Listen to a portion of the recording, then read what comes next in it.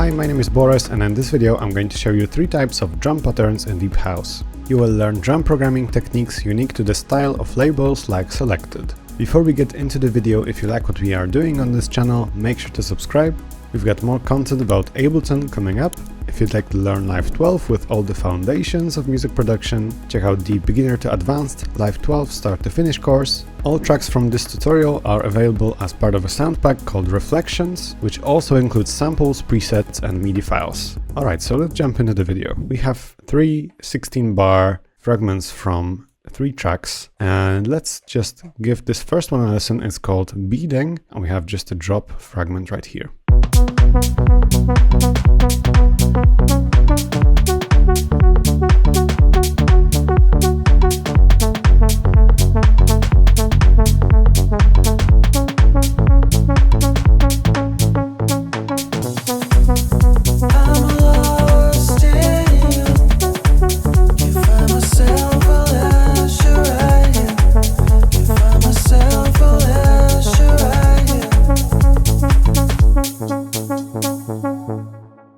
Today we're going to be focusing on the drums group, and let's just solo that for now.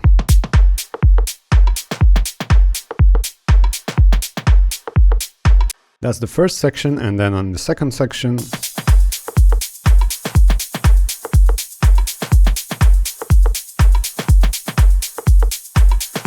alright, so we have very dense percussions here. First of all, I'm just going to take a look at these. So you could even group all of this and just listen to this group right here.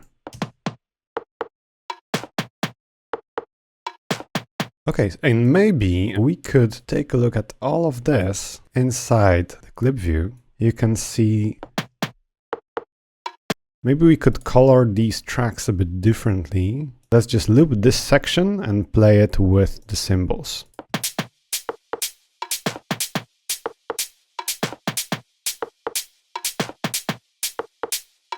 Okay, so first thing that appears here is that all of this has some groove applied to it. You can see right here, it's not exactly on the grid. There's a lot of groove manipulation going on here. So that would be the first tip from this track. And now the second thing is that we can actually analyze what percs are playing. This sample is playing at 1, so it probably blends with the kick. This snare, this offbeat snare really adds that groove.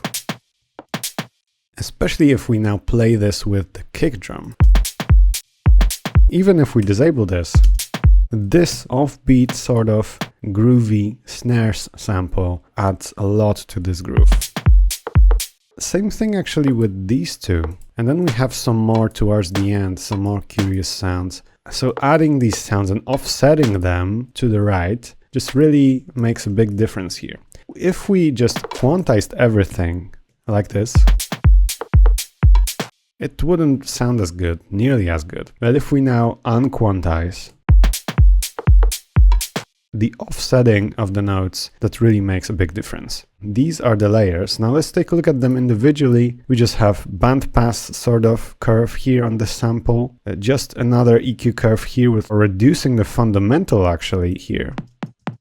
It's just reducing the fundamental frequency of this sound. And then also a bandpass, here just a high pass, and here also a high pass. So either band passing sounds to keep them in the mid frequency area, or we are high passing the sounds to just let some of the highs through. We're just making sure we're not playing any bass frequencies and that the samples all fit together frequency wise. So that's the processing on this. On top of this, we also have a lot of nice cymbal work, and I think we could zoom into this section right here.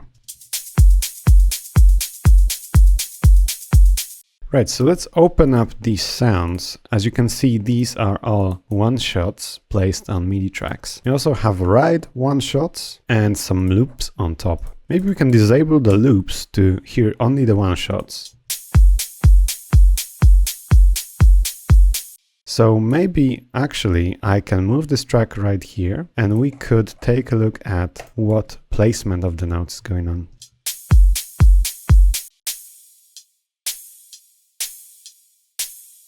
So it's pretty straightforward. It's all on the grid. We are playing the closed hats and then alternating with the open hats and the rides.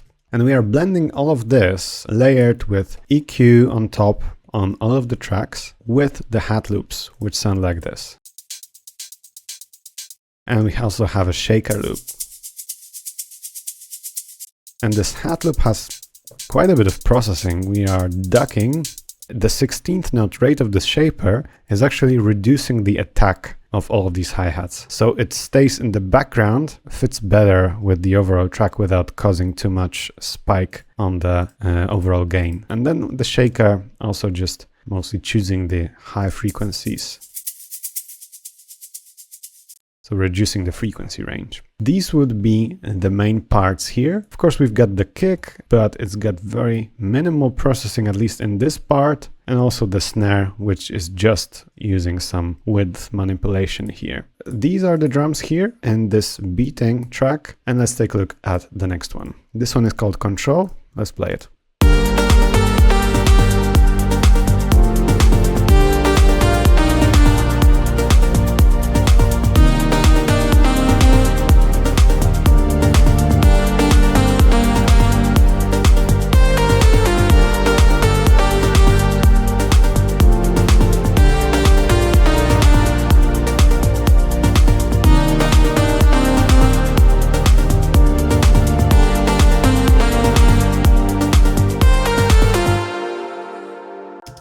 Beautiful vocal one-shots here on top,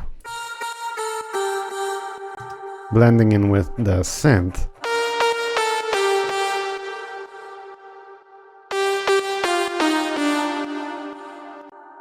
Yeah, but we're going to be focusing on the drums once again. So let's just go through the tracks. First of all, we have a kick. Pretty basic, just EQ, some saturation on top. We have a snare rim sound. Quite a resonant snare here, reducing that a bit here with the EQ8. On top of that, we have a big clap drenched in reverb. So let's play that.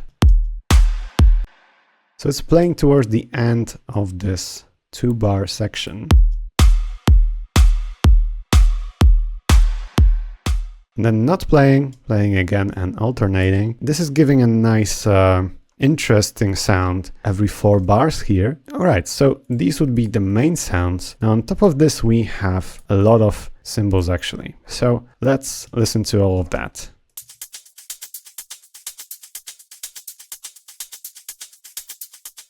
I'm just going to choose 8 of these tracks. We can't choose 9.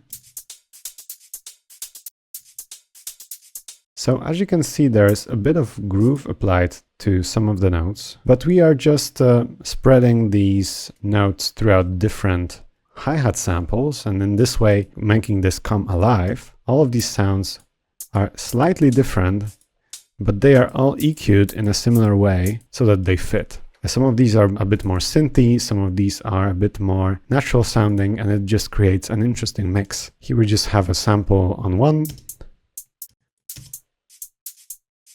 We have a shaker, another one, some offbeat stuff. And then on top of this, we have some loops. Similarly as the last track, only interesting thing is that we have some autopan and chorus going on the last one. So it's making it very interesting in the stereo spectrum. And then a very important element of this track is this tom right here. Let's play this tom with the kick drum. Maybe we can take a look at this right next to the kick, which I'm going to make black. It's actually on the grid, but yeah, it's just playing this really awesome offbeat pattern. Especially here, it makes it really, really groovy. It's a tonal tom sound, which fits very well with the key of the track. So that's a really nice technique of just adding a lot of groove with just a single tom sound. All right, so that would be most of the work here on this control track, at least on the drum channels.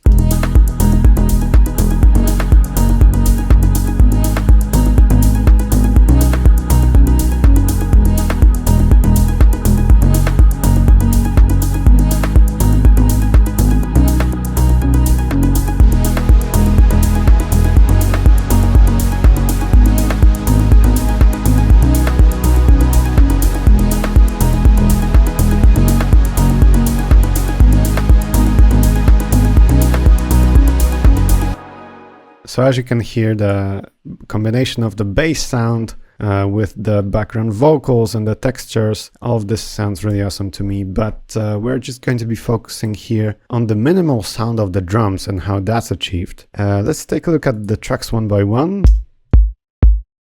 We have quite a minimal kick and then a rim. No reverb on top, so very short and dynamic. And then on top of this we have this conga sound.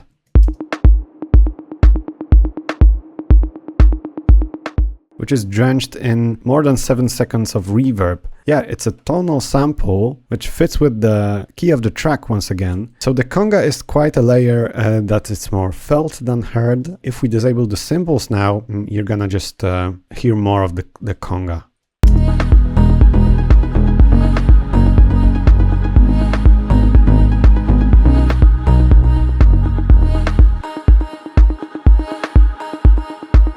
That's this really interesting conga sound, and the autopan just makes it bounce from left to right. Yeah, we're just limiting the highs so it stays very subtle. On top of this we have cymbals in a group. Let's just play them.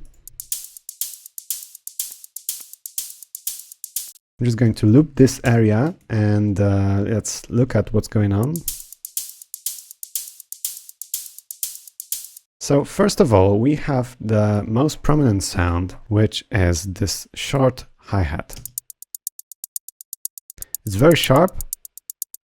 We're actually limiting the high end here. This is combined with the offbeat hits.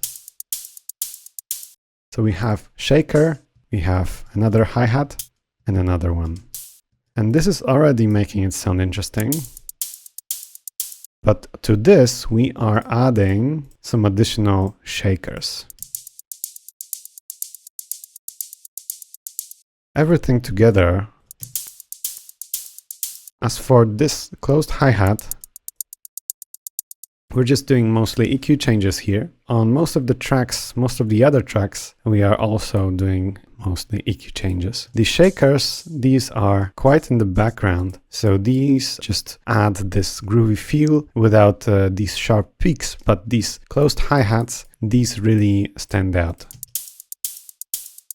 So these are quite aggressive, whereas this one, the shakers just stay in the background. Alright, and I think that would be the bulk of what's going on in this drums section. It's very minimal sounding and it fits very well with the track, which is most important. This really short, snappy hi-hat, even without any groove applied to it, just sounds awesome, and especially that it's got this velocity applied to it and it's very dynamic thanks to this. And all these layers, they make up for a really nice sound. Alright, I hope you will find this video on drum patterns and deep house useful. Make sure to check out our Music Production Academy with lots of start to finish courses on making tracks in various genres. And if you'd like to learn Live 12 with all the foundations of music production, check out the Beginner to Advanced Live 12 Start to Finish course. All tracks from this tutorial are available as part of the sound pack called Reflections, which also includes samples, presets, and MIDI files. All of the links you'll find in the video description. Make sure to subscribe to our channel.